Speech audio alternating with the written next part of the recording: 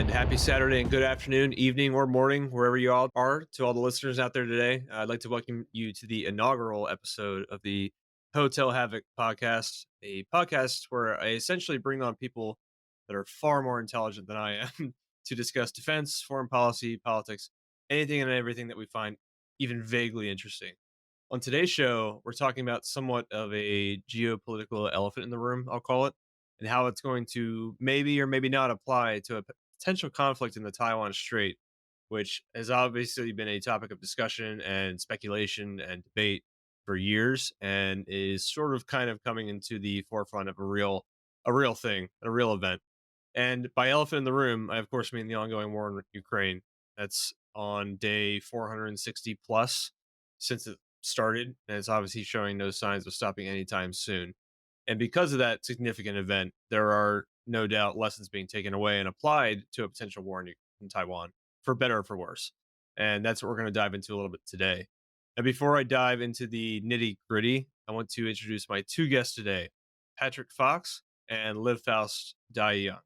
Very different individuals coming from, I would say, from an outside perspective, different political opinions and approaches on how we talk about these kinds of topics. But I think that's we all share the same mentality as far as a defense perspective, and even then, having competing opinions is not a bad thing. So I'm excited to talk to both of you gentlemen today. And I'm going to start off with a little introduction for Patrick.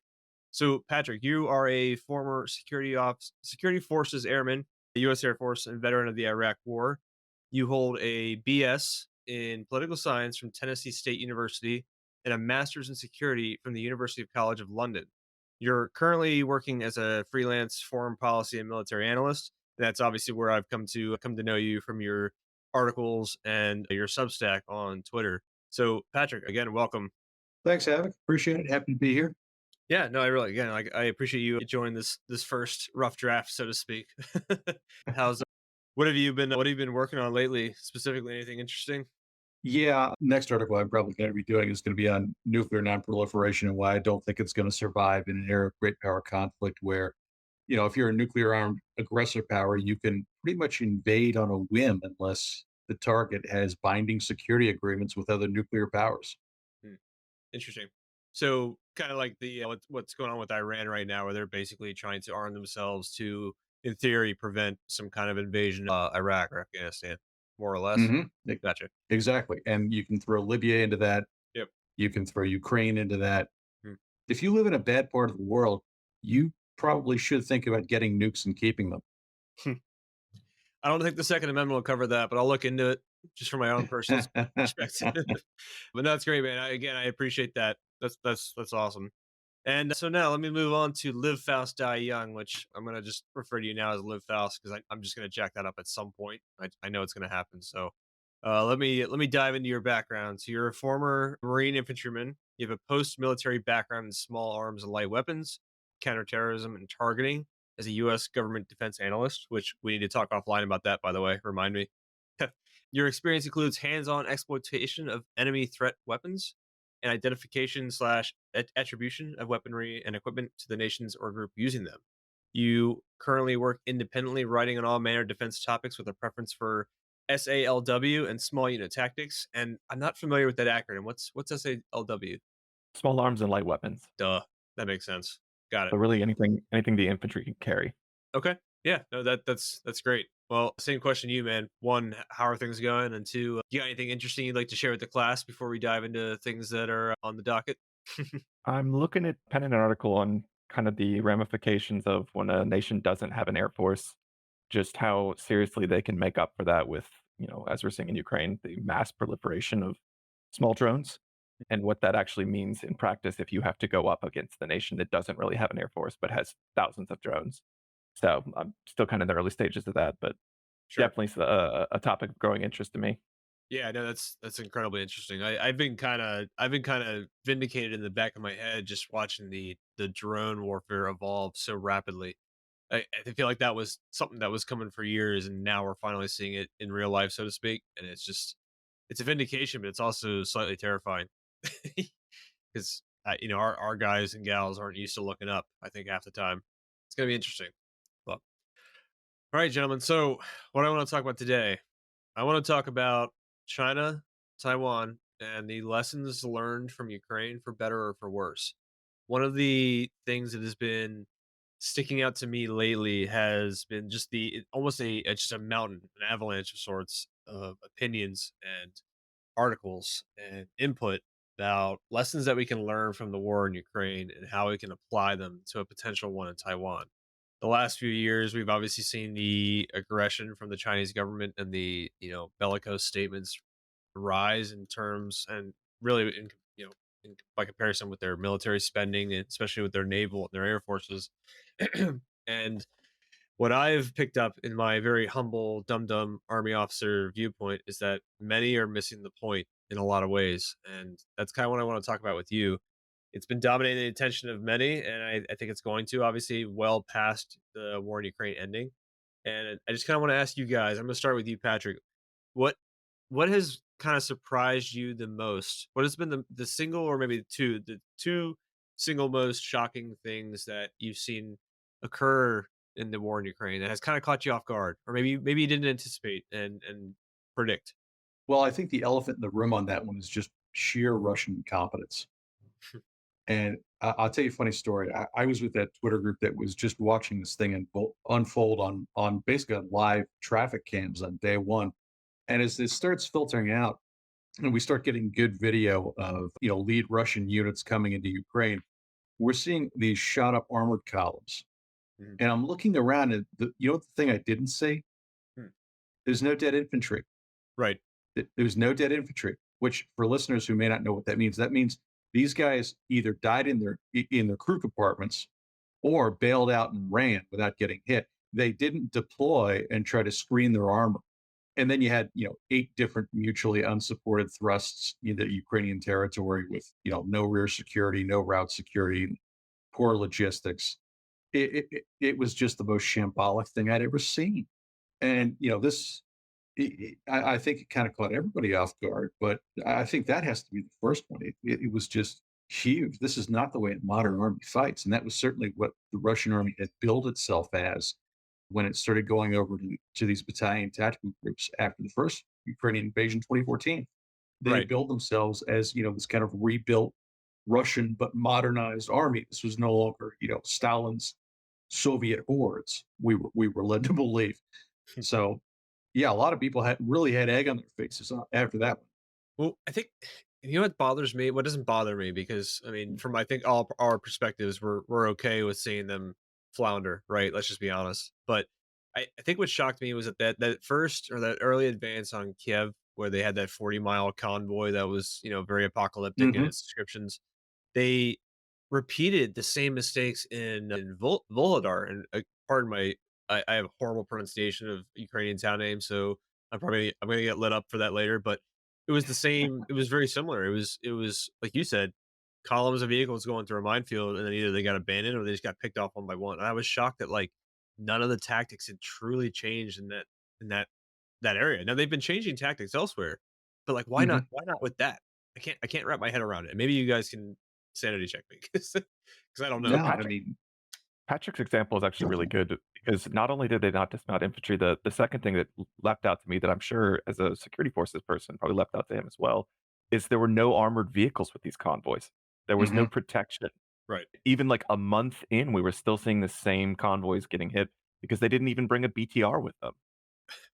And they have thousands of them, so why not? Like, why do you think they did not care? Not plan? What do you think? Well, it's it's like Val says, it's one of those things that's genuinely bizarre. It may be something intrinsic to the way the Russians think about this. I honestly don't know. But, losing an entire company of paratroopers in an IL-76 over Kiev because they didn't, destroy air defenses before they started an airborne operation wasn't exactly tactical brilliance either. No. So this may just be that their general staff doesn't know what it's doing on a lot of levels. Right. Well, yeah, no, I mean, absolutely. Well, what about you, Liv Faust? Like, what's something that like stood out to you that just caught you completely off guard? If we're About the whole war, yeah, about the whole thing. I would say it's two things. I mentioned this the other day. I think something that struck me that's not necessarily unique to Ukraine, but it's unique to, frankly, armies that abide by the law of war. is that Ukraine is fighting with one hand behind their back. And it's not so much that it surprised me like I thought Ukrainians are bad people or they were gonna, just fight this vicious war with no respect for the law. I didn't think that at all. But everyone's got a breaking point and they're in this existential war for their national existence. And almost 16 months later, they're still, generally abiding by the laws of armed conflict. They are punishing people who commit war crimes, Mhm. and they're doing so at great strategic disadvantage because their opponent doesn't. Right. And it's something that struck me as, you know, war crimes to Russia are a to-do list, not something to avoid. And when your opponent doesn't abide by those rules at all, like, and you do, you're handicapped. They could have there are probably several moments where Ukraine could have seized initiative or advantage by simply, being barbaric, Mhm. and they opted not to. And the cynic in me says, part of that is because of optics and a desire to continue to receive Western aid. But I think a lot of it is just a national culture and moral fiber that, much like we couldn't predict just how incompetent Russia could be, you can't tell just how humane a nation is going to be until they're actually at war. Right. I am gonna steal that quote, by the way, that war crimes are a to-do list. That's pretty great. I'm gonna put that on a poster with, like, a kitten and the white text. You know what I'm talking about. Yep. But I assumed, I mean, I thought the same thing. I kind of assumed, one thing that stood out too is you see Ukraine regularly post arrests of corruption, of individuals in higher government offices that have been arrested for corruption. And you don't obviously we're not going to see that necessarily coming out of Russia as often. And I think there's a reason for that. I think, like you said, they are purposefully trying to show that they are ready to enter the EU, and perhaps, obviously, I know they have an interest in NATO. That still seems a long way off in my mind, but I think that might be part of it. And again, they're doing the right thing. I agree that they should occupy the moral high ground no matter what they do. But I also agree with you though. I am a little surprised because if you were bombing Baltimore right now, my hometown, I'd be I'd be pretty mad, And kudos to them for doing what they're doing, but it is pretty interesting. Well, especially given the amount of irregular units in their roster these days. I mean, these are not Right. in the main professional soldiers anymore. A lot of these guys are conscripts that have got quite a bit of combat, or they're just territorials that got called up through refresher training, and now you're on the front lines again. Mhm. These are the guys we would expect not to have that kind of discipline. And if you're retaking Kherson and your whole family, you just met them again, but they were in a ditch with a bullet in the back of their head because the Russian occupiers, took a dislike. Mhm. That's the kind of thing that would drive most people to say, okay, screw these guys. We're not taking prisoners anymore. And we haven't seen that. It still, in the main, we haven't seen that. Sure. Yeah, that was something that was I was seeing several accounts, several fairly well, studied academics were saying, we should expect that there's gonna be large scale reprisals as Ukraine retakes back territory. Mhm. And we've seen individual cases. I can't actually think of any murders, but we've seen individual cases of reprisal or where the state comes in and arrests someone, but like not the like, there's going to be a purification of Kherson that I always kind of thought was a little ridiculous because they hadn't displayed this kind of behavior elsewhere. And if you're actively taking prisoners and actively going out of your way to treat them well and to showcase that, like, but yeah, to Patrick's point, with irregulars is exactly where you would expect those lapses in discipline and understandable human feelings. And yeah, it's surprising to me, not because it's Ukraine, like you said, any country facing existential threat, like it would be not okay, Right. but you would understand it if it happened. Right. Well, Right. that's I right, mean, Faust. And I mean, oh, sorry, Heather. no, no, go ahead, please. I was going to say the point I always reference is when the U.S. troops liberated Dachau, and I Mhm. think it was 45th Infantry Division. And they get in there and they're obviously seeing the results of the Holocaust and they've been briefed on it to whatever extent they knew about it before going in. But they're suddenly confronted face to face with some of the worst atrocities we've ever seen. And their response was completely human. They lined up the SS guards against a wall and machine gunned them.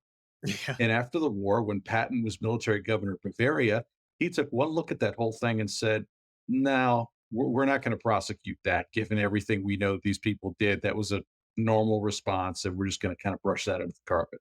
Right. That's the And kind of thing you'd expect to see here. yeah, no, and by the way, you're exactly right. 45th Infantry Division and the 42nd Infantry Division, as well as the 20th Armored, were all a part of that whole operation towards Dachau. and there were, I'm just doing a quick little check, so my numbers might be slightly off. There were 32,000 prisoners anticipated. Well, 32,000 prisoners at Dachau, but before that, there were 67,000, and we can guess where the rest of them went. A mixture of political prisoners, but obviously, Jewish, everyone else you can imagine. So, yeah, I mean, we're all human, but I've seen some people bring that up as some kind of attack on, I guess, American reputation as far as World War II goes, and I'm like, I don't know, man.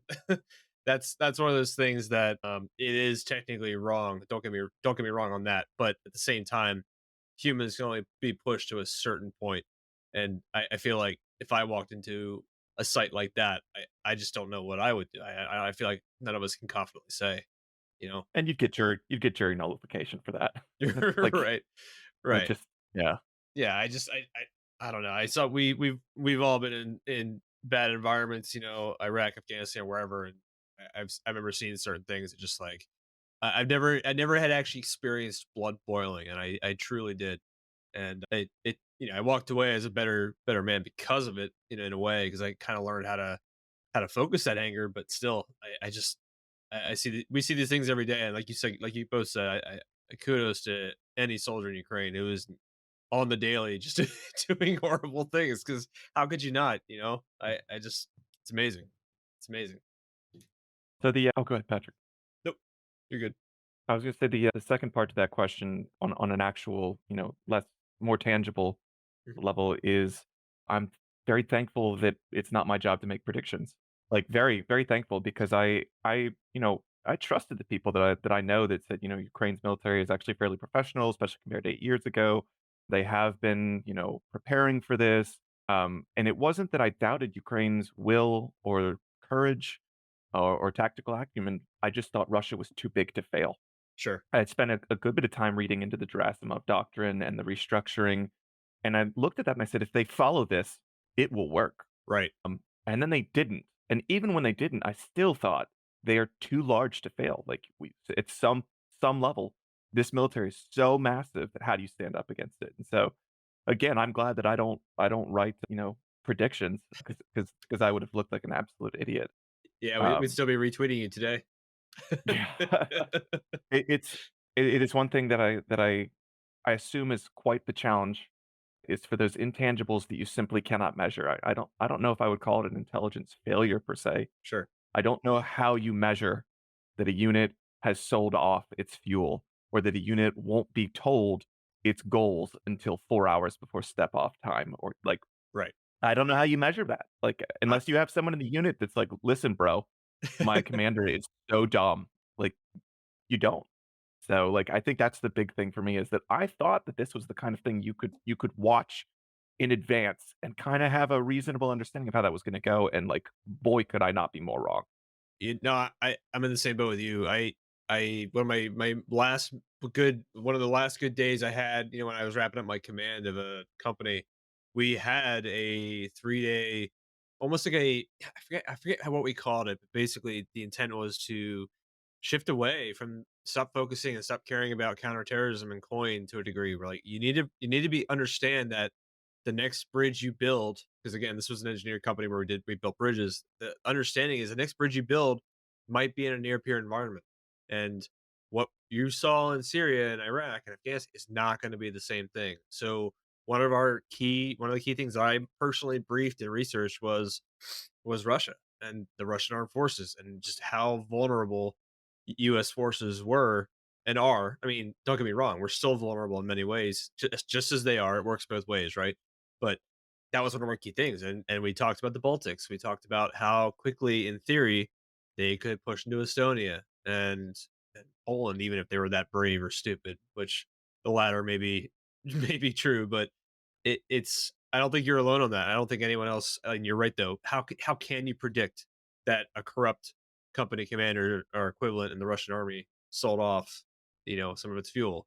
Who put the damn elbow pasta in the tank boxes? I don't know.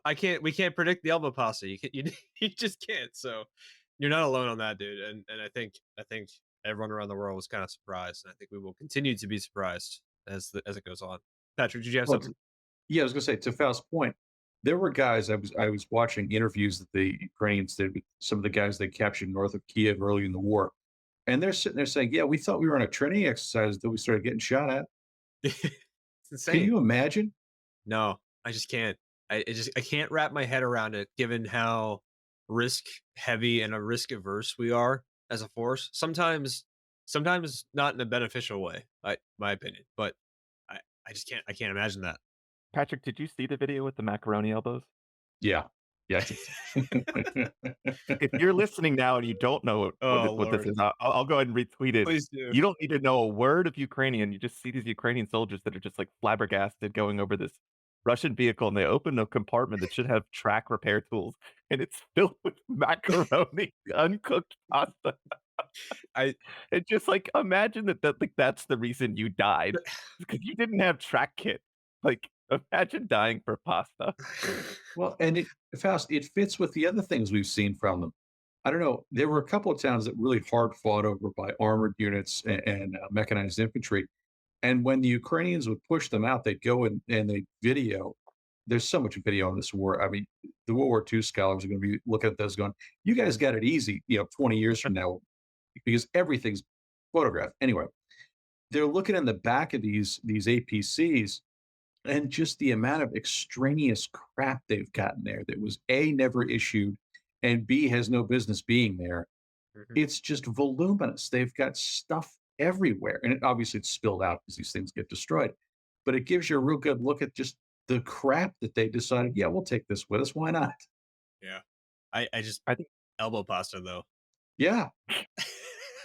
I think it goes beyond the vehicles, like, to your point that just, like, why is this here and why is this so disorganized is I mean, this war is, like, typified by the GoPro from a drone, and, like, I mean, those are everywhere, they're looking all the time, so you have to know that your position is very vulnerable from the air, and the Russians will just throw trash everywhere. Hmm. Like, even burning it would be less of a signal than just leaving trash everywhere because you see the trash, and then "Look around here, there will be a Russian position here." Oh, yeah. Their trench lines and their foxholes are filthy.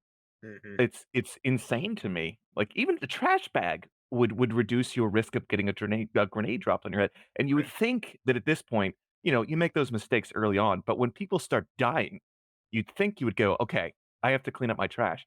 And that's, I think, the thing that kinda shocks me that I don't think you could count on in a war with China is that the Russians, they're learning some places, but elsewhere, they're not learning at all. Right. And, like, their infantry specifically seems to be making the same mistakes now that they were in February of last year. Well, I still think it's that NCO issue that they just don't have that as the only spot.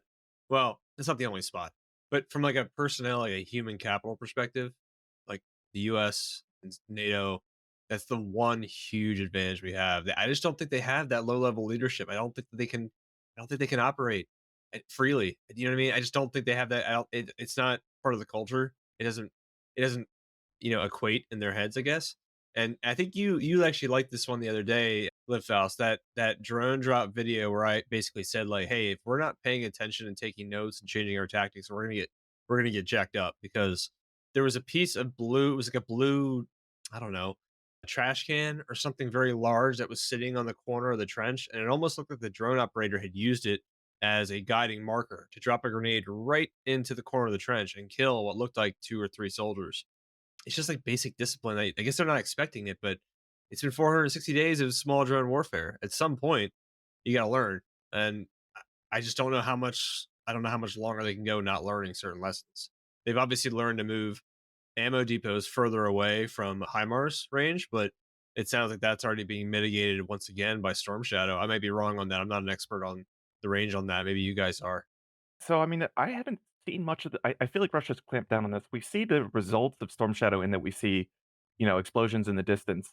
But whereas when the HIMARS first came into country and, like, regular folks in Luhansk and Donetsk were filming where it got hit, we're not seeing as much of that, and so I'm wondering if there's not, like, penalties being thrown out the same way that Ukraine is doing for their air defense. Mhm. So I have no insight into what they're actually hitting. I would assume those are the things they're prioritizing is C2 nodes and ammunition depots, but I've seen very little of the actual sites that get hit, just, like, distant someone crying in their living room as there's explosions going off, which, like, I mean, I get it's scary. Yeah, I mean, I've been mostly watching the pro Russian accounts, and from what it sounds like, it's a lot of logistical nodes, as in train stations, railroads, fuel depots, that kind of thing. And it seems to still be the target of choice.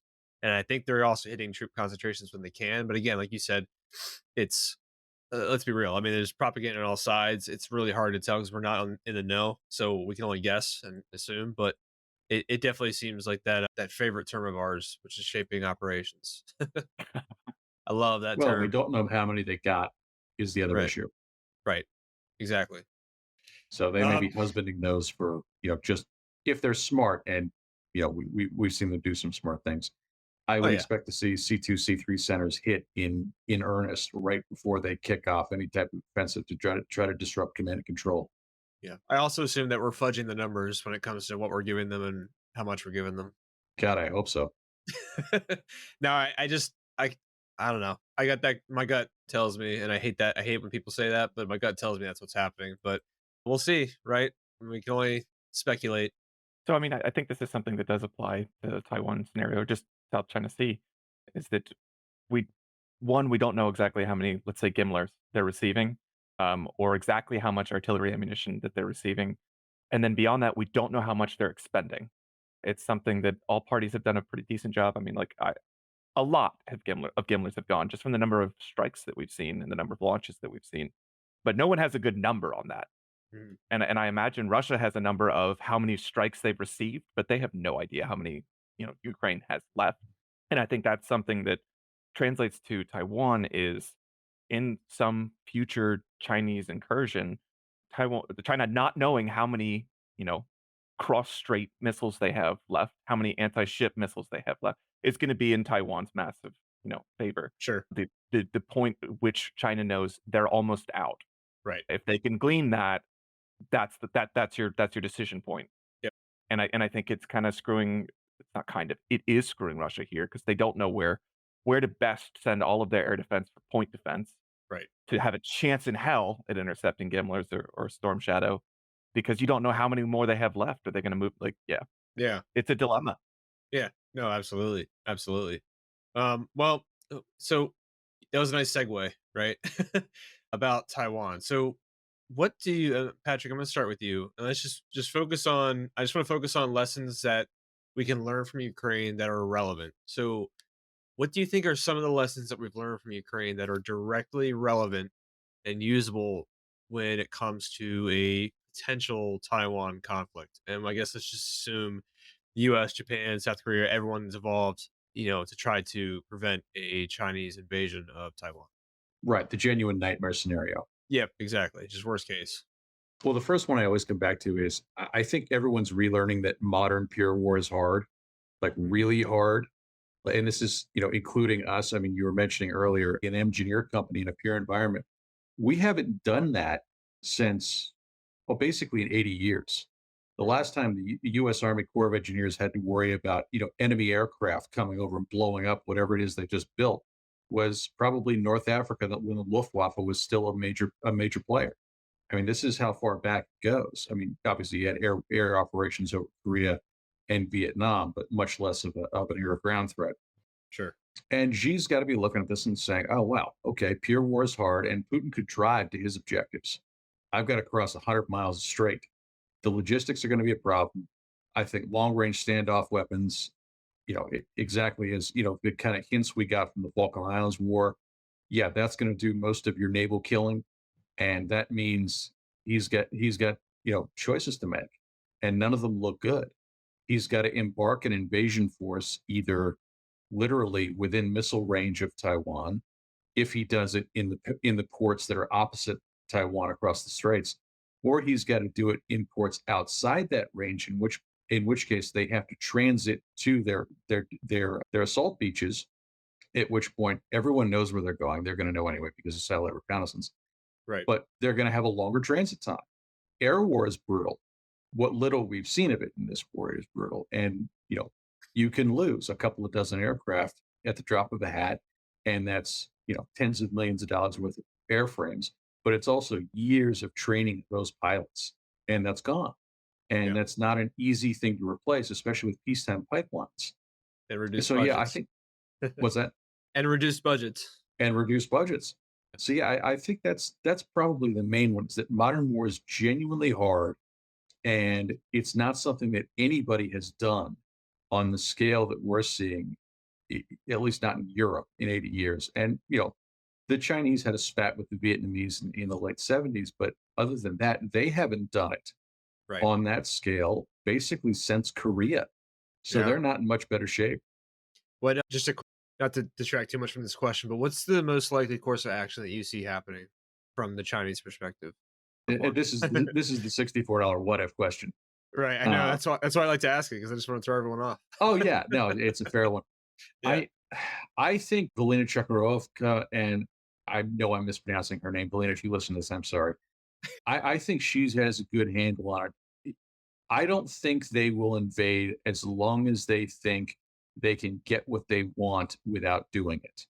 If they think infiltration and gradual political subversion will get them what they want, I think they hold off.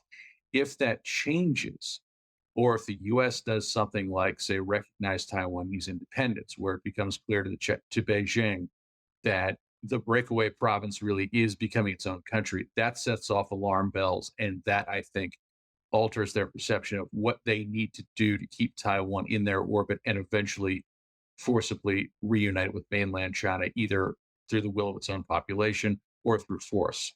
Sure. And I think the force option, becomes more attractive either if they Right. think the diplomatic, I'll call it the diplomatic option, the political subversion option isn't going to happen, or it actually starts taking steps to become an independent country, which poses all sorts of problems for Beijing. Um, Right.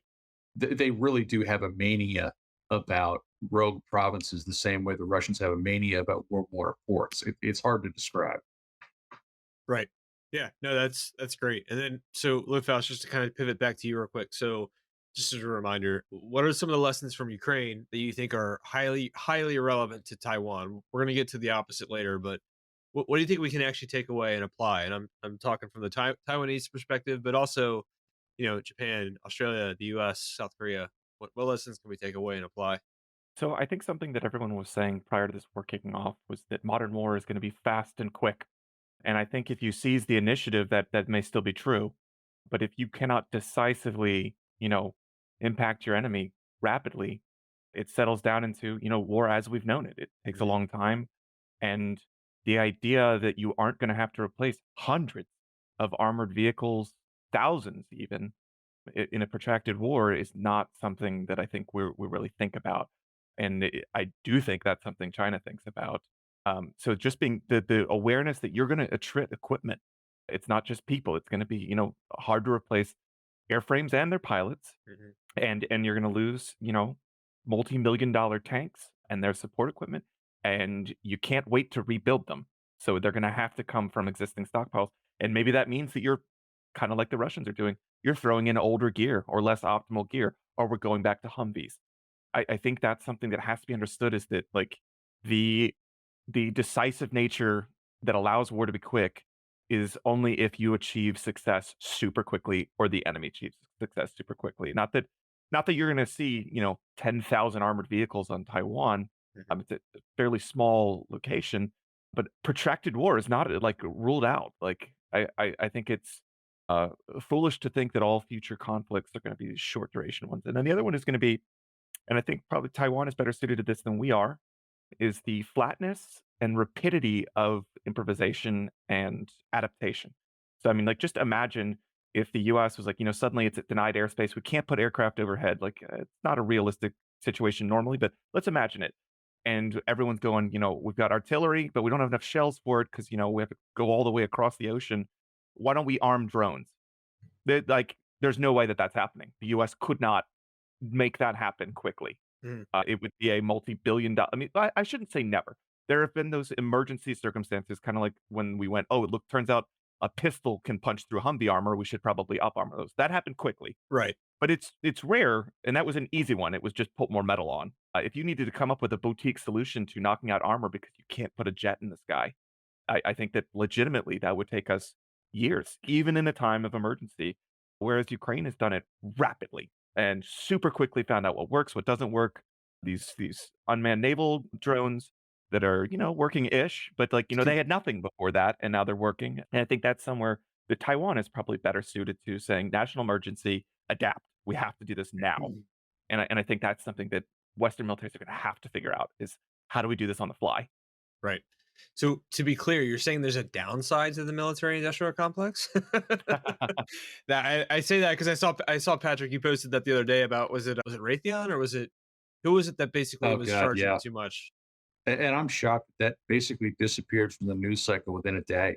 That's Raytheon basically got caught padding their bills in right. a couple of different ways. And you'd think, okay, that's a massive defense conglomerate. It probably gets billions and billions of contracts on every year. In a sane world, you'd look at that and go, wow, we need to sick the auditors on these guys and figure out exactly where this has happened before, because apparently the whistleblower is saying no, the president of Raytheon is lying, because the president obviously comes out and says, oh, this is an isolated incident, we're doing everything we can. Whistleblower saying, no, no, no, this happens all the time, you guys need to look at this. Right. But yeah, I mean, to Faust's point, yeah, we don't produce enough quickly enough to really sink our teeth into a pure war with the hope of winning. I was horrified a couple months back, or maybe that's 6 weeks back, when the Secretary of the Navy was in front of one of the House committees on appropriations and basically said, "Yeah, we can't build 2 destroyers in a year, and we're kind of okay with that." Yeah, that's ridiculous, honestly. And this is right after CSIS, Center for Security and International Studies, or Strategic International Studies, came out and said, "Yeah, in a best case scenario, we probably can defend Taiwan, but we lose 2 carrier groups doing it. And oh, by the way, we run out of guided munitions in 10 days." It's wild. Yeah. Honestly, I don't know even know where to, I mean, there was an interesting, I don't know if you saw this, but there was an interesting article basically implying that we need to get over the idea that we have to buy American ships all the time, and we need to look to like China. I'm sorry, China. God, we need to look to South Korea and Japan, who produce really solid naval warfare capabilities to potentially, add to our armaments. Like actual South Korean destroyers and whatnot. It was very. I'll find it and I'll send it to both of you. But it was very interesting because you don't see. I mean, as far as I know, we don't do that. As far as I know, we stick to pretty clearly American shipbuilding, which is obviously important because it's American jobs, and that's obviously important. But if we can't manage more than two a year, well, I mean, we got to figure something out, right? Jack McCain has an interesting point on this on the aircraft side, specifically naval aircraft. But Mhm. he is a big proponent of buying, and I forget the nomenclature. Maybe one of you guys knows it, but Japan produces this flying boat that's a tremendous, counter submarine, just a utilitarian Yeah. maritime option that obviously can land on the water, and it's already there. Like it doesn't need to be designed; it's proven. And the U.S. is pursuing building our own, basically taking a C-130 and giving it floats. I don't know enough about aircraft design either way, but it did strike me as odd that it was like a non-starter. We're not even looking at it. Right. And that's the ironically, that's called the US-2, by the way. It's the Shinmeiwa. Yeah, It's that's a it. short takeoff and landing amphibious aircraft. I just kind of I pulled it up and I was just talking about this the other day with I forget who I was talking about it with, but you're right. It exists. Japan is a probably our best ally in Asia, right? Why why can't we just look at it? It's there. I don't know. I don't know what the answer. I assume I know. I think I know what the answer is, and it's probably not great. But we could probably that's probably a whole other podcast about who's getting paid by certain defense contractors, but neither here nor there for right now. But anyway, Patrick. Well, and that C-130 conversion that Faust is talking about has run into a ton of complications. They're having all kinds of last I heard, but they were all having all kinds of issues with it. And he's right. This thing is built by Japan. It could easily be produced for us, but you know, nobody in this country makes money off that.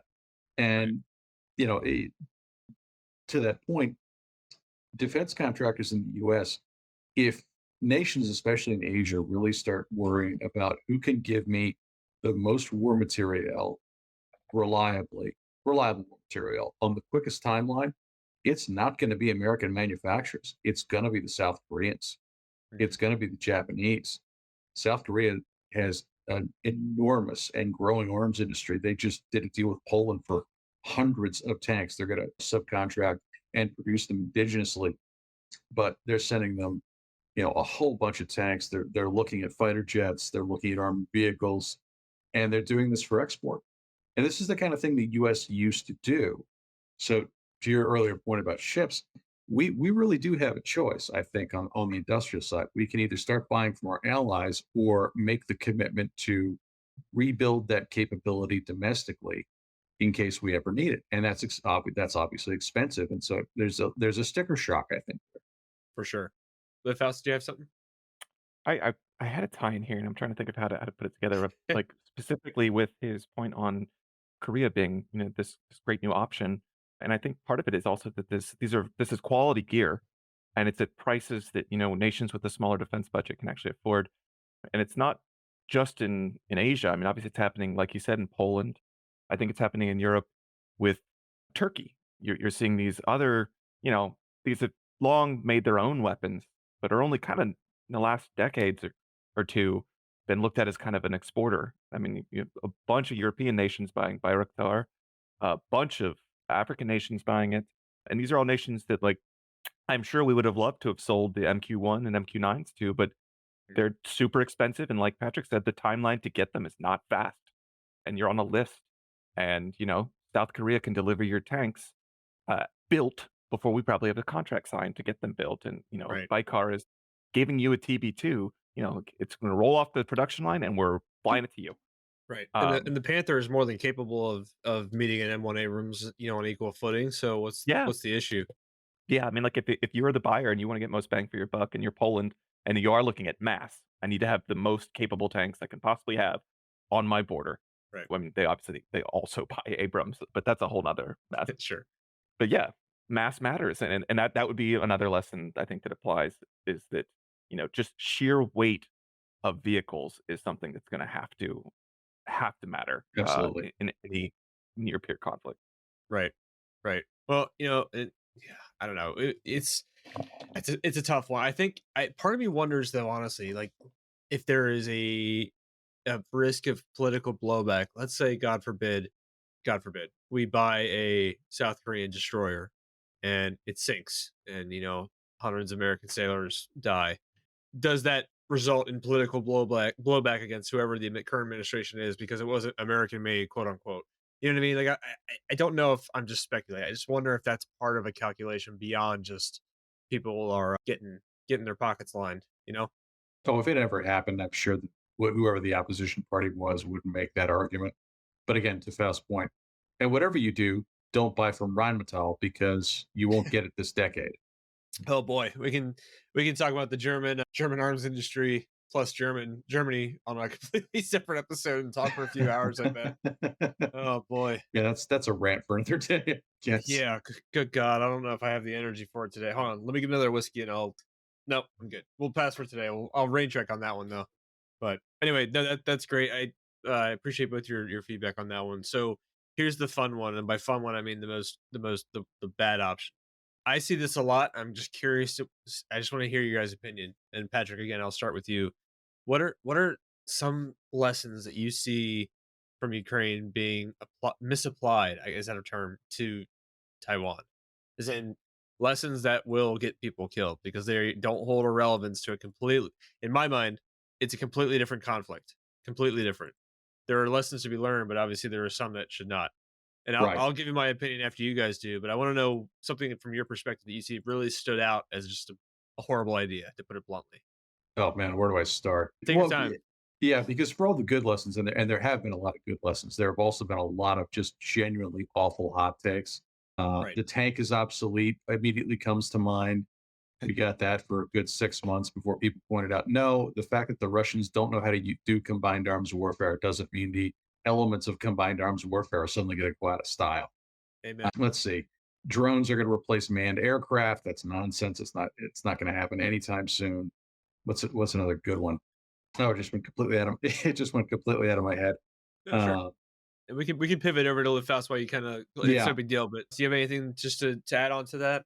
Well, Yeah. So I mean, for poor comparisons, I don't think I have much on pitfalls or traps. But I think the poor comparisons one is something that people absolutely love to do, and they love comparing Taiwan scenario to Russia. Like Pat said when he opened this, China can't drive there. Right. Their logistic chains are much longer, and the flip side of that is so are ours. Taiwan's an island. There's no land border that they get to, surreptitiously, "Don't look, Russians, send aid in." So it's not something that we get to count on, and if we're a party to it, then that aid is gonna be challenged. So I think it's a terrible, terrible assumption that, I think it's a terrible assumption in general that China must be like Russia. We can't assume that China's as incompetent as Russia. We also can't assume that they're super competent. I think that's a lesson here is that you're gonna have to invest in figuring that piece out. I don't think it's safe to assume China won't learn Mhm. in the ways that Russia I don't think it's safe to assume they're not learning right now.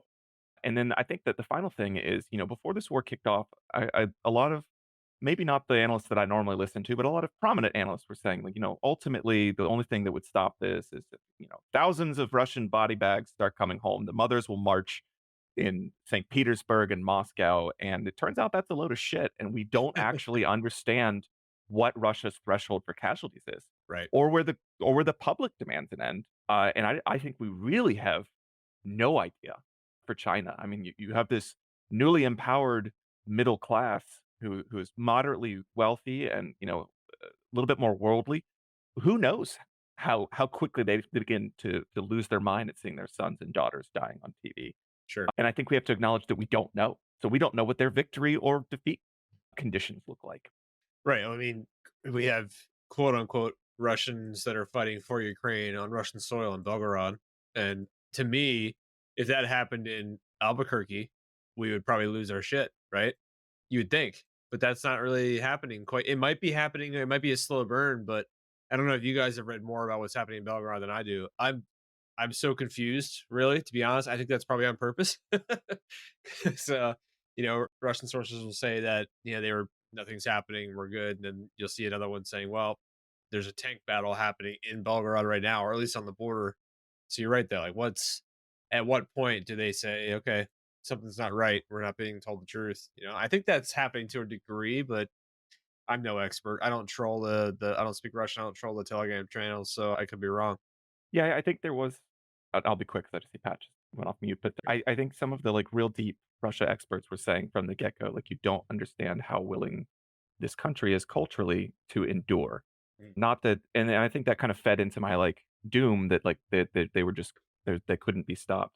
But, like, every point where you should have been going as a nation, like, "Something's wrong," or "We need to change," does not seem to click for Russia. Mm. No, Fausto, I think that's very right. I don't think a lot of analysts understand the realities of an authoritarian country, how decisions are made, who holds the levers of power and pressure, and they come at it from a democratic mindset, and they think, oh well, the people will get mad. Well, they don't remember that. Well, the people don't really count in Russia. The security services count, the army counts, the oligarchs count, Putin counts. The people, well, not so much. They they count whenever Putin needs somebody to go pull a lever, and if necessary, you can screw an AK into their ear to make sure they pull the right lever. But you did remind me of the third thing that I wanted to say earlier, and that's this phantom of Western unity. And I know this is very in vogue. Every European politician is saying, "Oh, NATO's so unified. NATO's so unified."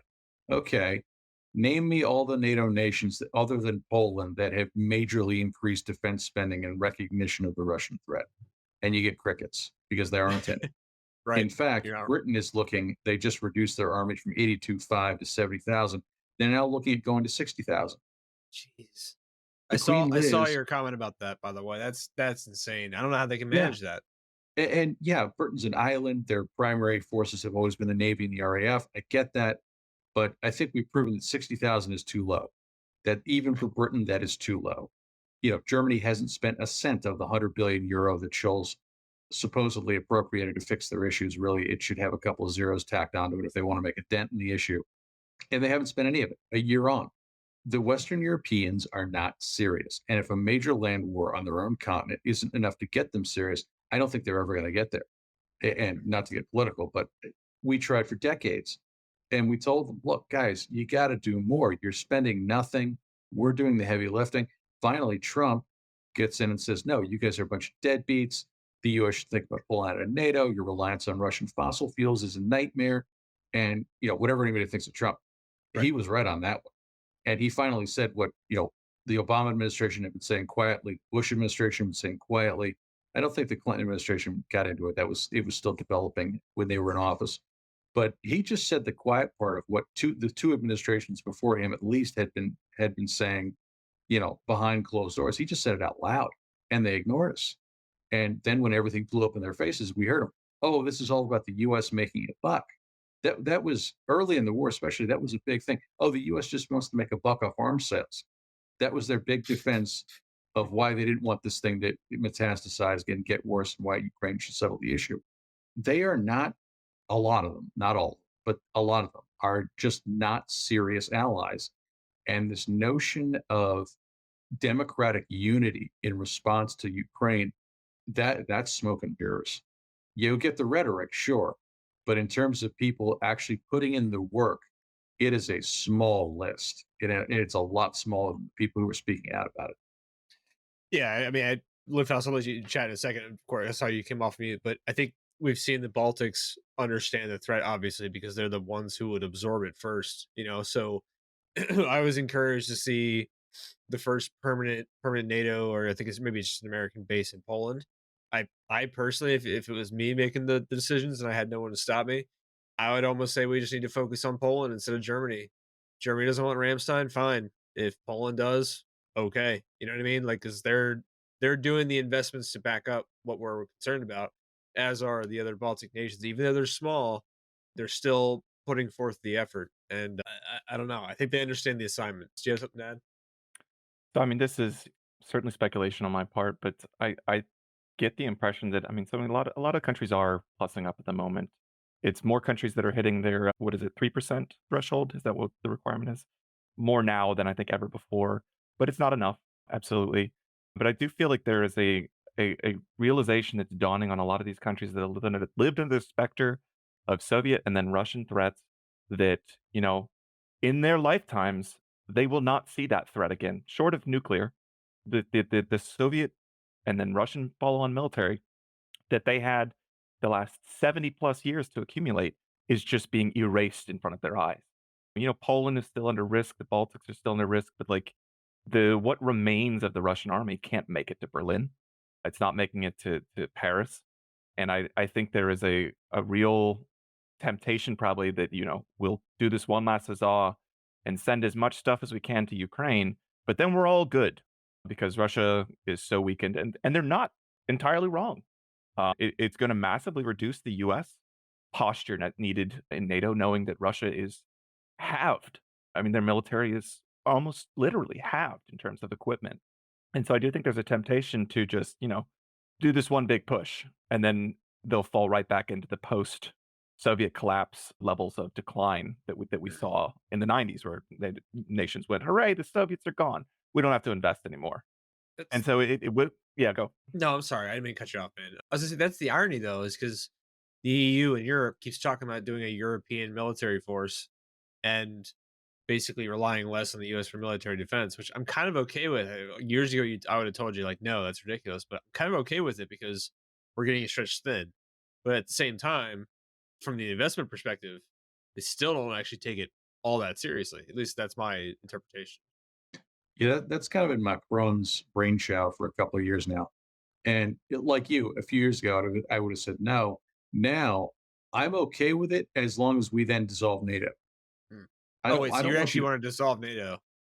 no, only in that context. I I see. I don't see. want you Okay, I don't want you to create a competing organization within Europe that challenges NATO for funding, for operational prerogative, for everything, and then sure. still shirk me on NATO and expect me to come to your defense. If you wanted to start defending yourselves, that's great, you Right. know, but don't then expect us to keep doing what we're doing. We'll maintain bilateral alliances with nations we want to, Of but course. you know, and I What do really you? do think that's what's coming. Well, is that what? So was that your, in your just your personal opinion? Is that your preference that Europe takes takes on its own defense in a legitimate way, or do you prefer that we all just rally behind NATO and keep it because it's in place, it's an institution? Like, what's your kind of thought? just to pin that down.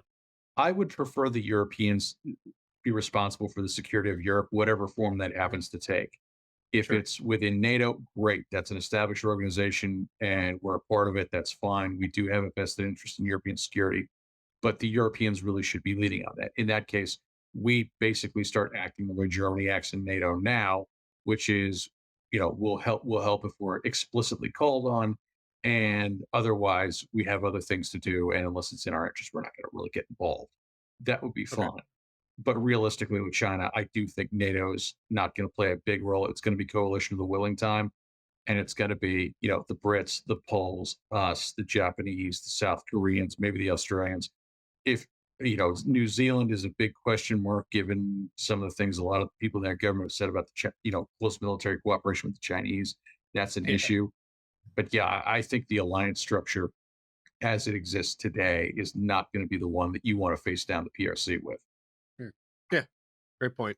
Liv, House, anything to add or detract before I move on? Nope, I'm out of my depth on that, and I defer to Patrick. I don't come to the same conclusion as him, but I don't have the, expertise to really make a case, Sure. so I am willing to concede that one. I mean, it's all speculation anyway, right? It all kind of revolves around assumptions that we maybe don't have in place. I agree with like what Patrick was saying about kind of like the Trump for for all for all he was as a politician. He did say a lot of what I think we've been saying for years in a less nice manner. I obviously don't agree with him, to the point where he was talking about dissolving NATO just overnight just for fun.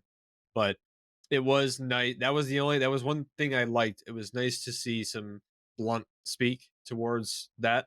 And that was before Ukraine, this war in Ukraine. So I'm hoping that we see some change in the conversation, but I don't know. It's been a year and we're still seeing some of the same stuff out of France and Germany. I just don't know. I will say I agree with Patrick that they need to either shit or get off the pot. Like, Yeah, I am for a NATO structure, but if you're gonna be in the NATO structure, then like he said, like, it needs to be predominantly led by and funded by the members, not just reliance on the US and prepositioned stock. And to be fair, part of our place in the world is because we're willing to do that. We are willing to take up that role that other people don't want to or don't want to fund, but it's not we're not doing it all for you. Like, mhm, and some NATO partners are much better about this than others. But yeah, I do think that this has to be the lesson learned is that you got to take up more of your slack, and you have to do more of your own production so that when this happens again, you're not only relying on the US emptying our shelves. right. Plus, if we want to focus on the Indo-Pacific, which I think Mhm. is a no-brainer, we're gonna at some point we're gonna need to lessen our commitment to Europe. Not from like a defense perspective, but not like as in we won't, if Poland gets invaded, God forbid, we're not gonna not respond. But I'm saying like everywhere else, budgets, everything else, it needs to be focused on the Indo Pacific. If we're gonna choose that, if we're gonna pick our battles, so to speak. They're gonna have to, or we leave them to their, whatever happens, and that's obviously not the solution. God help the Russians if they ever invade Poland. I honestly like the dark, weird, twisted sense of my brain would just wants to say, you know what, try it, man. I honestly, please feel free. I just even Kaliningrad, like, go ahead, see what happens. It's not gonna be good because Poland's not gonna mess around. Everyone No, else might tiptoe, but they're not gonna mess around. no. If you give the Poles an excuse, they will stack bodies and take names. They're, Yeah, it's between them and the Baltics. The East-West divide in NATO is huge. They are not screwing around. They understand yeah, exactly what they were dealing with. And the refrain out of the Baltics, Poland, even the Romanians has been, we told you, we warned you, this is who the Russians were. We lived under them for 50 years. We knew they were barbarous psychopaths and you didn't want to believe us. Well, now look who was right. And that's been their refrain for, a year and change now, with plenty of justification. right. I've been really encouraged how close Ukraine and Poland seem to be getting, though, on a lot of things. I know they have disagreements from the past, but it's interesting to see just like because the future. Let's say in a world where Ukraine can't enter NATO for the myriad of reasons that might pop up, I could see Poland and them coming to their own agreement of sorts, defense wise. Yeah, I wouldn't surprise me. And Yeah, now you mentioned, thank God our allies in Asia are much more squared away than what's in Europe. That, yeah. that's Well, that's one of the again, things I that think really gives me hope for the future in that part of the world. yeah, what Japan's made excellent steps towards kind of jettisoning that post World War II mindset. I think they're on the right track. I don't know about Australia as much. South Korea obviously is they've been technically at war for what 100 years now, so they're ready to go. But yeah, it's I think you're right. I think they understand the assignment, as I keep saying. It's going to be interesting to see how that evolves over time. But so let me think here. So let me move on to my to another question. Just because so we all have different backgrounds, which is why I was really happy you guys are my first episode here because Patrick, you were Air Force, Live Fast Marines, and I'm Army. So we all have a varying degree of opinions and mindsets coming from our different backgrounds. Some of us, ate a little bit more crayons than others. Some of us looked a little more Windows, but that's fine. We're all good. But let me start with Patrick. So what and I've seen some of your tweets lately and like some of your Substacks, and that's kind of why I asked this too.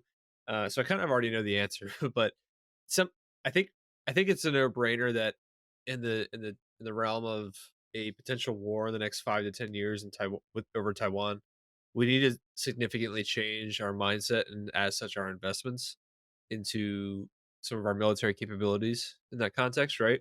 So, from your perspective, what do you personally? Let's say you have an open budget, no political nonsense to stop you. What do you think we need to focus on as far as investment is to either deter a war from happening over Taiwan or to ensure that it is won?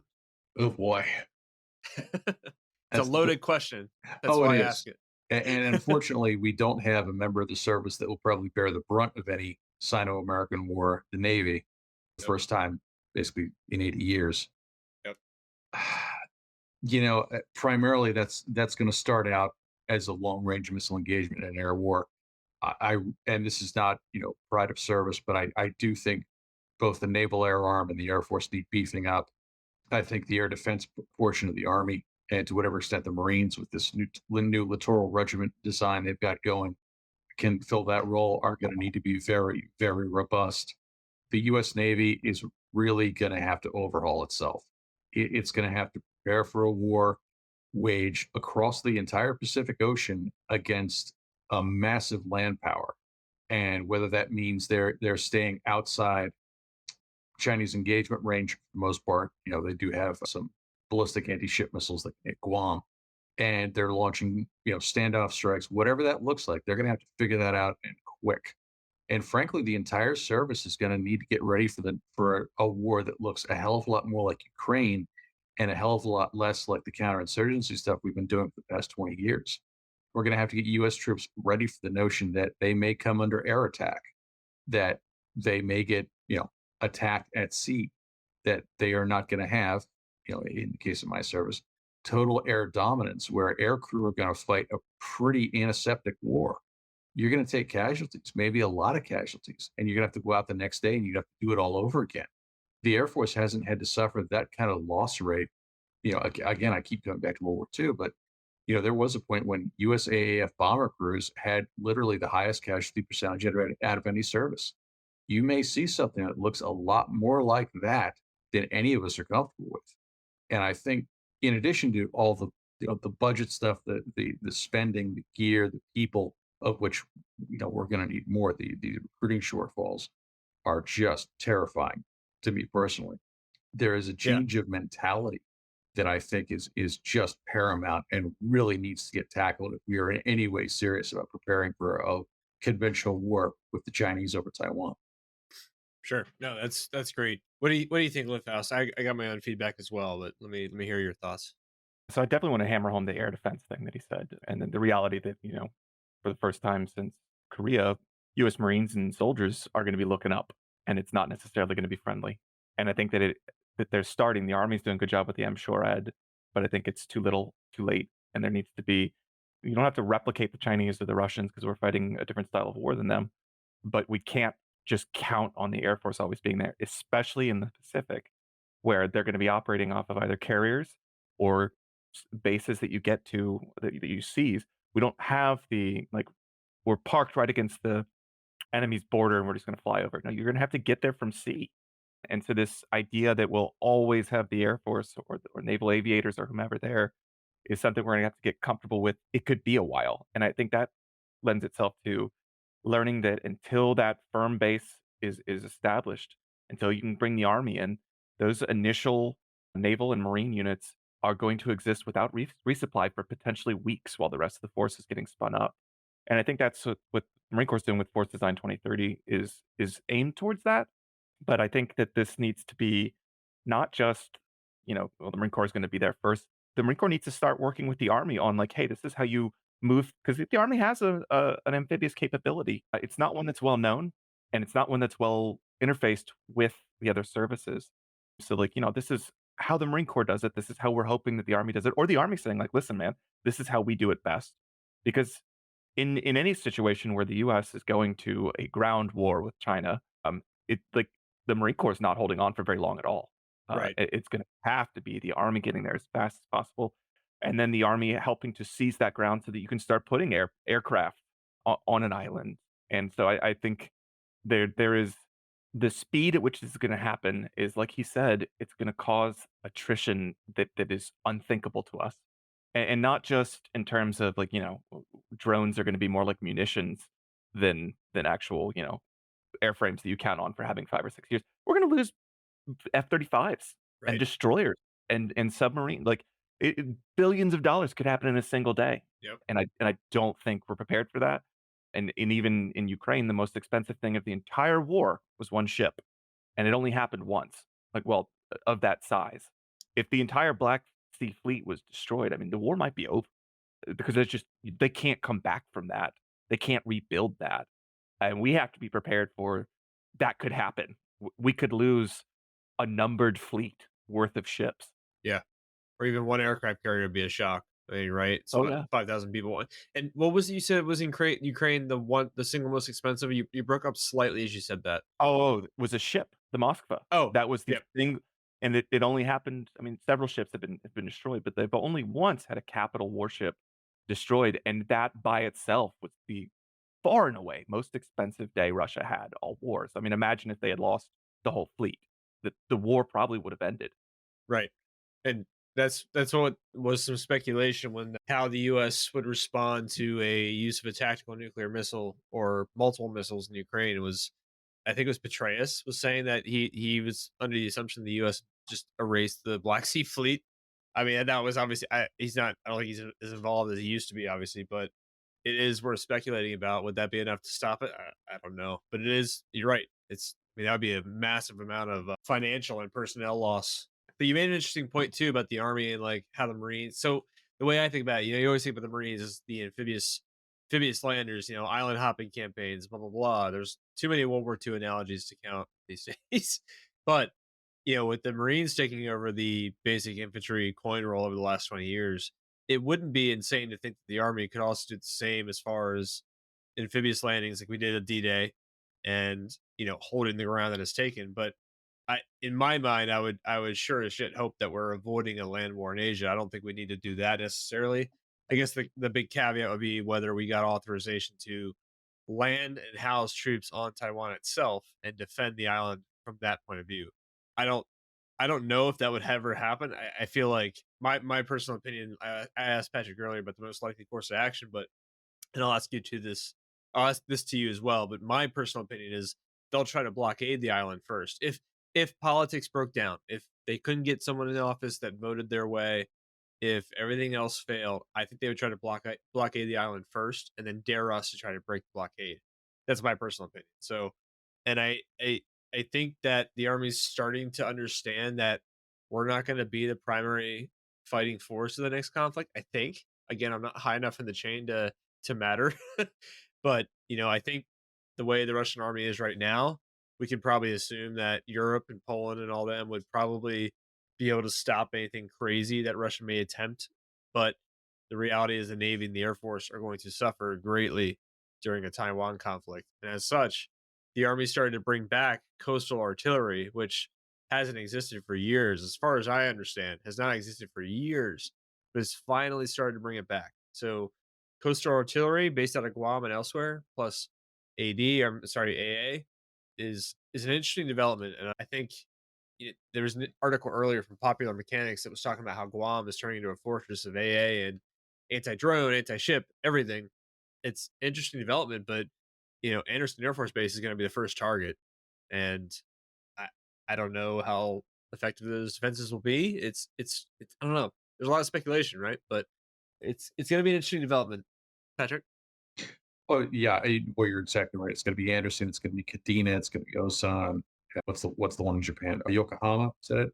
Yep, I Yeah, think so. I would be shocked if the Chinese went for a direct assault. They didn't look to wipe out U.S. bases hosted in third-party nations.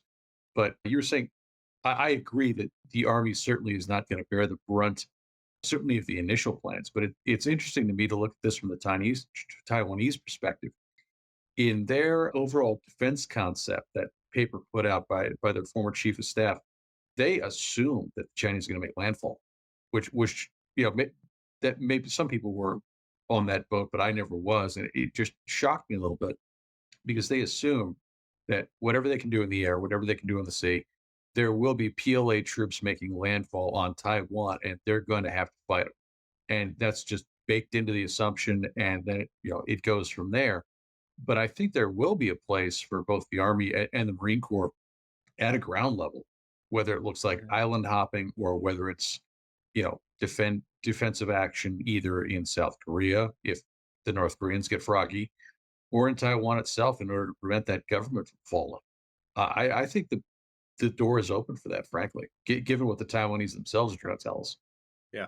Do do either of you think that China would try to force or push North Korea to cause some kind of significant development on the border of South Korea while their operation kicked off? I would assume so. That's what I would do. But just curious your thoughts. I I have such minimal insight into just how much leverage China has over North Korea, Right. and, like, yeah, would not feel comfortable commenting on that in the slightest bit. It's all right. This is speculation zone. I'm just speculating myself because obviously I don't know. I just can assume based on certain economic things, but If they you really know, were going for it, I'd expect to see North Korean demonstrations, at a bare minimum, just to at the kind very of. minimum, I would expect like Mhm. rocket firing over Japan to keep AD and other forces at least distracted as much as I possibly could even if I could simulate an attack without actually attacking to invite that true response back. That's how I would approach it if I was the despot. All But right, make it look like you got to worry about South Korea whether you do or not, just to keep our forces tied down there. Yeah, absolutely. right, right, right. So let me think here. So Lifthouse, from an actual amphibious landing craft perspective, like let's say Marines are doing their actual island hopping. It's been a long time. I don't know anything about where the Marines are as far as amphibious vehicles and like the status. I don't know anything about that. So can you tell me a little bit about that? And like, do you think that we need to make certain changes, or do you think that we're on the right track as far as that perspective goes? The Marine Corps is right now asking for more amphibs, and the Navy's kind of been pushing back on this, and it is at a higher level that I'm struggling to understand. I Mm, don't know why I do not understand that there's limited dollars and you can only have so many hulls. But the Marine Corps is explicitly saying, like, listen, we do need more hulls because it's going to be specifically if we're talking about the South China Sea, it's going to be small units of Marines, and they're going to have all the supplies that they have until the next resupply comes, which could be weeks later mhm, until the army's able to get there. And so we need as many amphibians as we can possibly have because some of them are going to get shot down. Some of them are going to get sunk. mm, And so that's an ongoing battle between, I think Congress has told the Navy, you will buy more of these smaller amphibs. But I think the assumption has to be, and I've argued this several times before about airborne, is that, like, the US is not going to conduct a division sized contested airborne land. Won't happen. right. The Marine Corps is not going to conduct a contested beach landing the way we think of it from World War II. That beach is going to be at a minimum suppressed, if not everything on it dead, long before those vehicles get anywhere close to the water. Ideally enough so that you can just straight up bring the ramp down and drop everything off right there and then leave because that's what it's going to be. We're dropping troops off and the boat has to get the fuck out of there fast. Right.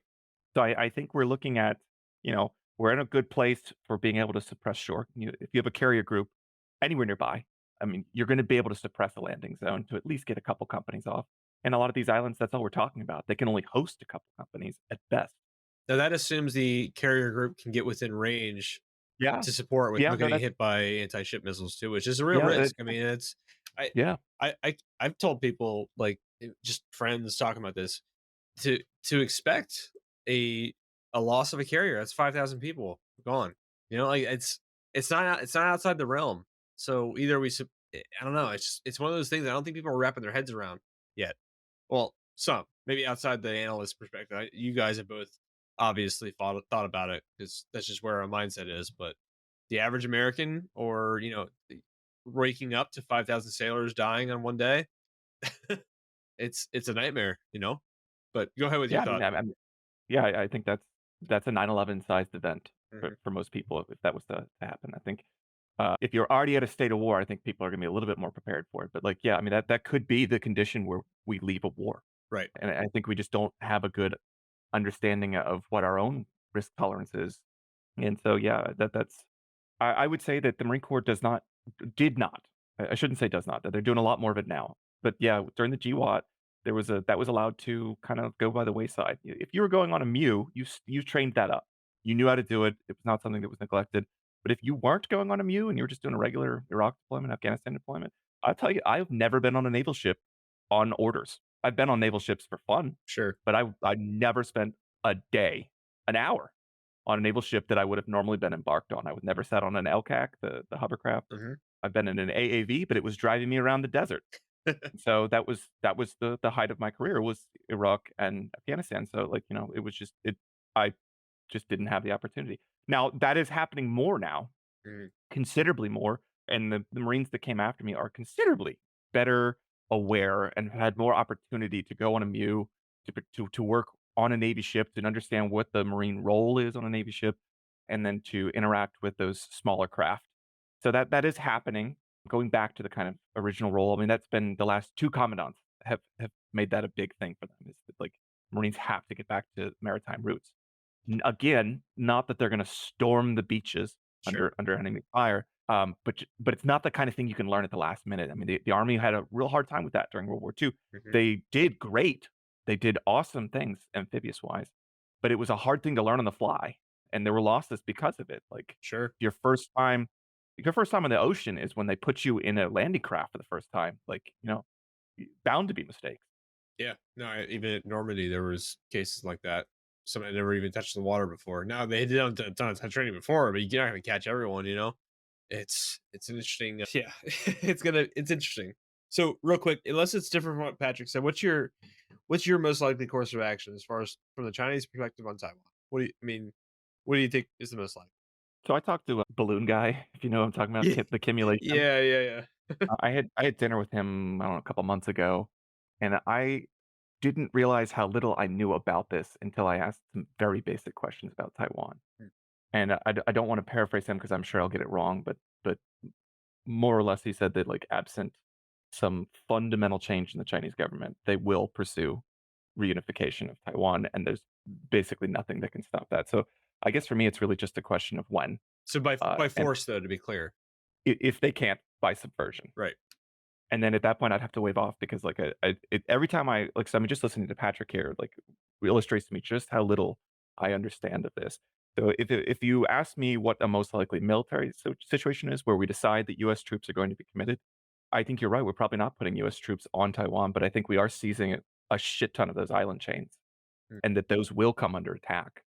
And so what it looks like from there depends on how things go on Taiwan proper. Interesting. Okay, so in the purely speculative theoretical, China starts firing missiles at Guam, Taiwan, everything, and the obvious intent is to either starve Taiwan out or actually land troops there. Obviously, we want to turn the Taiwan Strait, in theory, into a graveyard, so to speak, right? Because it's already a nasty bit of land or bit of water. But you're also thinking that those artificial islands, like the U.S. make an attempt to actually seize them or at least to decommission them because they are. I mean, those ones they built over the last few years, especially during the Obama administration. From what I understand, they are fortresses of AA and missile capability. So I assume that's what you're referring to when you say island campaign, Yeah, I think that becomes the, like, absolute first step that the US has to do, right? is to knock those out of commission so that the Navy can operate. Hmm. Because if the Navy and Air Force are gonna operate, then those islands have to go, or at least stop being attractive uses. Like, okay, the airfield's still there, but they're not going to garrison an aircraft there because you put, air defense on another island nearby. I think that's the first step, and I think that's what the Marine Corps is planning on. I think what's the Navy's planning on is, removing the ability to use those islands as a garrote around or garrote, I don't know how you pronounce that, Yeah, around Taiwan's neck. And I think that is very feasible. I mean, the Marine Corps is built for that kind of mission. It's certainly being built for that kind of mission. And then the Army has the staying power to show up and say, "Okay, we got this. Go grab the next island," or prep for Taiwan or whatever. But sure. I think that if we commit ground troops, it will be seizing those islands and as fast as possible, so that the Navy and Air Force can get in. Right. Right. Yeah, makes sense. Patrick, anything to add to that at all? Yeah, specifically on the islands, and I agree with you guys in that in terms of carrier group going in or missile attack, you may lose as many guys as we lost in Iraq and Afghanistan, 10 and 20 years in and after New. I don't think we're psychologically prepared for that yet either. But to Faust's point, yeah, I think those artificial islands are going to be a hot spot. And people should remember some of these are only, a couple square 100 yards long, in size. I'd be shocked Yeah. if you didn't see at least a good many of them just smothered in long range cruise missile fire, at the outset to destroy existing installations, create runways, and just kill everybody on it because there's nowhere to hide. These things are just basically built up spits of land in the South China Sea. They're wonderful targets, frankly, assuming that their defenses aren't sufficient to knock down all the birds you send.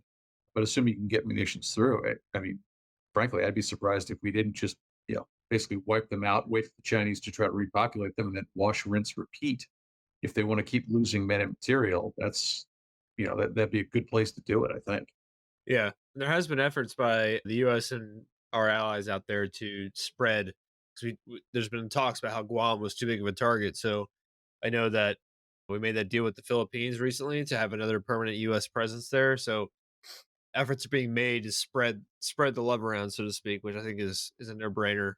And I just want to say I'm very disappointed that we haven't reopened Clark Field in Subic Bay. That's come on, guys. If we're going to go back to the Philippines, let's just do it. Yeah. And where exactly is that? It's in, you said Clarkfield, right? Yeah, Clark was the big U.S. air base in the Philippines. Okay, gotcha. Might be before my time there, man. Oh, it's before all our times. I think it Yeah, closed in the 90s. yeah. No, Um, I being shitty. yeah, we turned it No, over that's in '91.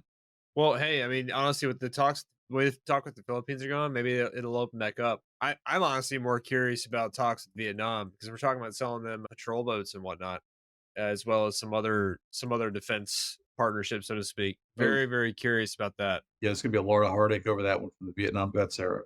Yeah, I don't know, man. I was kind of curious. Like, most of the Vietnam vets I've talked to, a lot of them have been back to Vietnam. They kind of like understand that. I think we all are on the same page. That like, yeah, that was some Cold War era nonsense. That maybe was a waste of treasure and lives. You know what I mean? And now there's an actual substantial threat that we need to focus on. But again, it's just my perspective. It could be. My uncle did that trip a couple years ago, and he said it Did was. he? Yeah, he said it was surreal, and he enjoyed himself. But he said it was. He said it had changed almost completely, especially what used to be Saigon now Ho Chi Minh City. But he said it was just genuinely bizarre to see a lot of these places at peacetime that he'd only seen. Obviously while he was serving in combat over there. Yeah. No, I can imagine. It's on my bucket list. Have you ever been to Vietnam, Live House? Did Thailand and Cambodia were supposed to do Laos and Vietnam Mm. next year, I think. But Hmm. I mean, that's a burgeoning relationship, the U.S. Vietnam one. It's one that I don't really understand. There's a lot of cooperation with them, not enough to like lean on them and Sure. press them to do things that we want. But it is a growing cooperation, and they buy things from us, a lot of things from us, and I do think that that's going to be increasingly a defense thing. They're certainly buying from a lot of other Western defense companies. I mean, they're now licensed producing Israeli firearms and there's all sorts of other weapons that, like, you think of them as this Soviet era Russian weaponry, Chinese weaponry only, and it's a very diverse, arsenal of weapons that they have, and they don't seem to be. They don't want. I don't think they want to tie themselves to any one supplier. Sure. Can't blame them, honestly. I assume it's one of those things where we are.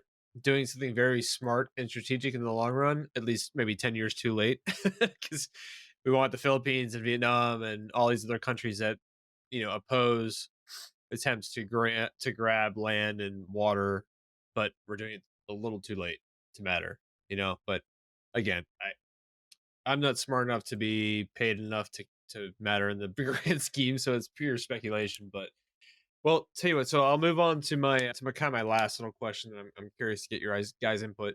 I shared this earlier today, actually right before we started this episode, but there was an article by out of Foreign Policy written by A. West Mitchell, and basically title is "Why Biden's China Reset is a Bad Idea."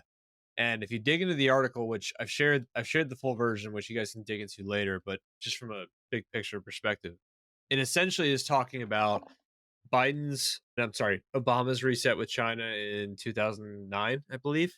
And let's just talk about Trump's quote unquote reset with North Korea when he was in office. It's basically explaining why that's a bad idea. And from my perspective, I agree. I think that every time we've done one of these quote unquote resets, it's never accomplished anything. We've never actually walked away with any true deals or stipulations that amount to anything that change, any change at all.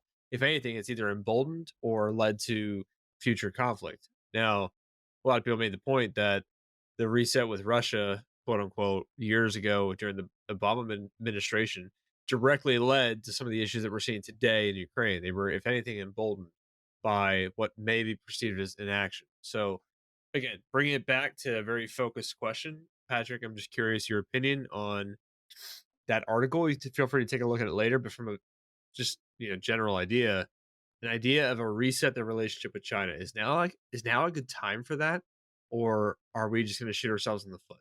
Oh, the only thing this is missing is, the poor Secretary of State having a reset button they expect her Chinese counterpart to hit. Yeah, this is a bad idea. And we've seen hints of it. Secretary Blinken, I was very, very critical of him the other day when he was talking about how we all benefit from mutual economic interaction with PRC. Our ambassador to Japan, Rahm Emanuel, has been too cordial, in my humble opinion. I know that's kind of a diplomat's job, but he has been a bit too friendly with PRC ambassador to Japan, in my opinion. Obviously, we heard the president come out and say he expects relations between China and the U.S. to thaw. That was his word. No, this is a bad idea because China has basically said, we're coming for you. We want to supplant the United States this century as the world superpower. We've got the Chinese military almost doing donuts around Taiwan and daring us to do anything about it. We've got the Chinese assisting the Russians by buying large amounts of their oil, by sending them microchips. And we think, and I tend to believe this is true, at least some quantity of ammunition and weapons. They're building massive oil pipelines to limit both their own vulnerability in the Straits of Malacca. They import almost all their oil, and a lot of it flows through there, which is an easy choke point. Instead, they want to bring it in from Russia over a land route, which in turn helps the Russian war effort. The Chinese have made no bones about the fact that they are looking to take America down a peg. And frankly, they don't like the way we've organized the world post World War II and certainly post Cold War, where things like the UN matter, NATO matters, international institutions are thought to carry the weight. They don't like that. They want a return to a much more dog eat dog realist world, and they see us as a major obstacle to that because that world allows them to do things like seize Taiwan with relative impunity. And they've made no bones about the fact that they are coming for us, and you know we can either stand aside or get run over. I don't think there's a détente to be found with that kind of mindset from a leader like Xi Jinping. I just don't see it. Well, why do you think the Biden administration thinks that there's a thaw ahead? Well, I will stress that this is speculation, but Of course, yeah, this is all speculation. I'm just looking for your opinion. yeah, That's all. you do have a lot of Wilson kind of in international relations theory. For those just 2 seconds of wonkiness here, Sure. the realists basically believe that power is what matters and nation states are the primary actors. It's very, very brutalistic, and that's kind of the camp I ascribe to. The Wilsonians, kind of the internationalists, named after Woodrow Wilson, League of Nations, that guy. They believe that you can talk people through things. International institutions matter. Treaties mean more than just the paper they're written on, and they really kind of have a faith and a reliance on both international institutions and diplomacy to a degree that realists simply don't. And I think you still do have a lot of internationalists in the State Department, as well. You should. That is the place for them. But I think that sometimes they look at what is possible and ignore what is probable if those two don't necessarily line up, if that makes sense. And yeah, would it be wonderful if we could have relations with the Orwellian nightmare state that seeks to gobble up half of Asia and make them stop doing that? Yes, it would. Nobody wants to live in Of that course. world by choice.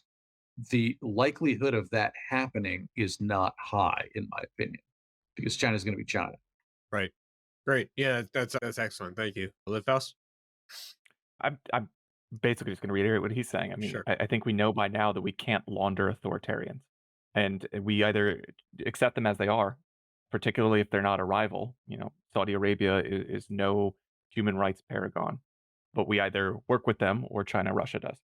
We know that we can incentivize them to make changes, but we don't get to choose how they're going to be. And with folks that want us dead, or want to supplant us, we're not going like the reset with Russia that everyone mocked at the time should have been mocked because it was so, you know, high in the sky. Maybe they're different. Maybe we're not all that different. No, they still point every rifle and missile they had at the United States or our friends in Europe. So yeah, I think these resets they can happen over a long period of time. I mean, certainly the U.S. opening to China in the '70s would have been unthinkable years before that. Mhm. But massive conditions have to change, and us saying, "Hey, let's not compete," is not one of them. It's just we need to accept that anyone that wants our demise is not going to be our friends, and we can at best coexist as competitors that are wary of each other until that changes, and it may not. I mean, how many cultures and civilizations across history spent multiple centuries with a threat that never really they came to peace with. Sure. I think that's more of a norm than an irregularity. And so, like like Patrick said, let's do the diplomacy. Let's continue to do what we can to avoid conflict. It would be lovely if in my lifetime we never go to war with another great power. Period. That'd be awesome. I would love for that. But if you think that that's a possibility, that's not the guy you form bilateral friendship treaties with. Right. And I think we need to be a little bit more realistic and say, and I think the public and the government is more aware of that now, even as opposed to a couple of years ago. Just China's, horrible practices, environmental practices, their willingness to just steal. I think people are more aware, like, okay, what they're doing in Africa wasn't actually, because they're good guys. This is a pretty serious problem that we have. But yeah, I there is no reset. And I think it's foolish to think that you can do that absent a change in regime or a change in like a culture defining change. It's not happening. Like, yeah, Yeah. No, I agree with both of you. Honestly, I'm in a weird spot because I'm one of those guys. I find myself right in the center on most things. So I'm a hawk with certain ideas, but common sense behind it. So obviously, diplomacy should never stop. We should do whatever we possibly can to avoid any conflict with China because it doesn't benefit us, it doesn't benefit them. There's real real risk of economic collapse. I mean, there is between the two world's largest, biggest. I'm sorry, the two biggest economies in the world. Not to mention the risk of lives lost and everything else that comes with that. But you're right. It dare I say, speak softly and carry a big stick, right? But it's still relevant. And I don't know enough about like this. I'm reading through this article and like I don't know if the reset means we stop investing in our defense in the Indo-Pacific. I don't think that's what that means, but they made a good point in other articles that we're doing all these efforts to invest in our defense, but we're not like there are certain communications that are not happening on a daily basis, and that obviously raises the risks. If we can't talk to if we, like we did with the Soviets in this, during the Cold War, and I tweeted about this earlier, there were many instances where we came very, very, very close to nuclear exchange. And the only reason it stopped or was prevented was because we could talk. At least we had some way to talk to the Soviets and say, this was a mistake. This is what's happening. You know what I mean? So there was some deconfliction. And obviously, there's a risk where if we close off entirely to China, we don't have that deconfliction. But you know, it's a very complicated situation. But I think we're all kind of, at least us three, seem to be in the same page about that one. So I can let that one go, so to speak. Well, gentlemen, I really appreciate your time. That's kind of what I had. That's kind of all I had for today. What I wanted to talk about. But before we go, I just want to send it back to you guys again. I'll start with Patrick first. Is there anything you want to call out? Any little plugs you'd like to put out there about something you're working on, or an organization that you really like that we should pay attention to? Anything like that? Yeah, for those who are interested, you can follow me on Substack. It's Patrick Fox at Substack. But on the China naval issue, I'll just plug somebody who I don't think gets enough attention from people who are not just absolute wonks and are really into this stuff. Tom Sugar does great work, especially on the Chinese militia, which is kind of this kind of dual purpose naval civilian force that they have going on that incorporates a lot of their potential sea lift. And he does absolutely great work. I ran across him almost by happenstance, and he's just a great resource if you're into this kind of stuff.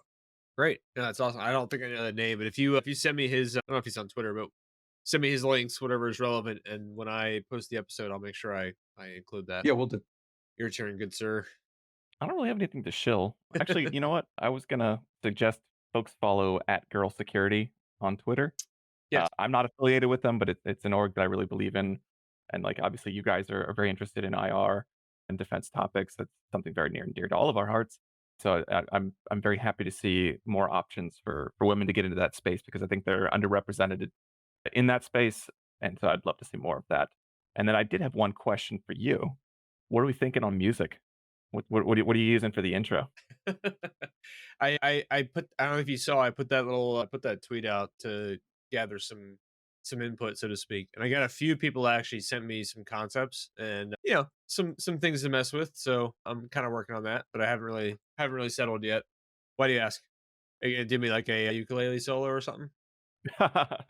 No, I have no idea. I just didn't know what to expect music-wise for this. I I I'm always curious on the choices and Oh, why. I'm a big fan of woodwind. I really like the violin, I like the cello, and I got something I think you're both gonna like, but yeah, I tend to like the darker tones a little bit when it comes to music. So working on some things, but I haven't quite solidified that yet. I did this inaugural episode and I don't have most of that stuff in place yet, but I figured I'll just wing it and we'll go from there, you know? Nice little improvisation. Sounds good. Yeah. Thanks for having me on, man. Yeah, no, again, guys, I really appreciate your time. We're actually right on time for almost 2 hours, which is incredible. I thought we were actually gonna go way, way, way over. So, like I said, I'll post this on multiple channels. I'll make sure you guys are aware. But if you guys are both good with it, I'll make sure to share your Patrick, your Substack in your case, and Live Fast to share your Twitter account just so we can bring people in to learn a bit more from you. But Cool. yeah, that's all I got for today, gentlemen. So unless you got anything else to add, I really appreciate your time. No, Yeah, man. sounds great. Like Faust said, thank you so much for having us. Awesome. Well, thank you, gentlemen. I will talk to you very, very, very soon. Just want to take a moment again to give a quick shout out to both of the guests today, Patrick Fox and Liv Faust Young. Uh, they took their time out of their schedules and the chaos that is the current climate in foreign policy to come and chat about something that's been very interesting for me. So, shout out to those two guys for taking the time. If you want to follow either of them on Twitter, their handles are going to be posted on the YouTube channel. You can check them out there. Both kind of had some call outs. I highly encourage you to check out Patrick's Substack. It's very interesting, great read. And I also highly encourage you to follow him on Twitter. And likewise with Liv Faust. He called out a very interesting organization called Girl Security. That's at Girl Security underscore on Twitter. Doing some really interesting things, basically just trying to push some change in the national security industry. It's very heavily leaned towards specific demographics, and it's always good to get different insights and different opinions into that industry. As I spent some time there myself, so I can definitely appreciate that. Please give them a shout out and check them out. With that, everyone, again, I appreciate your time, even taking the moment to listen. I hope you enjoy some future episodes. Thanks.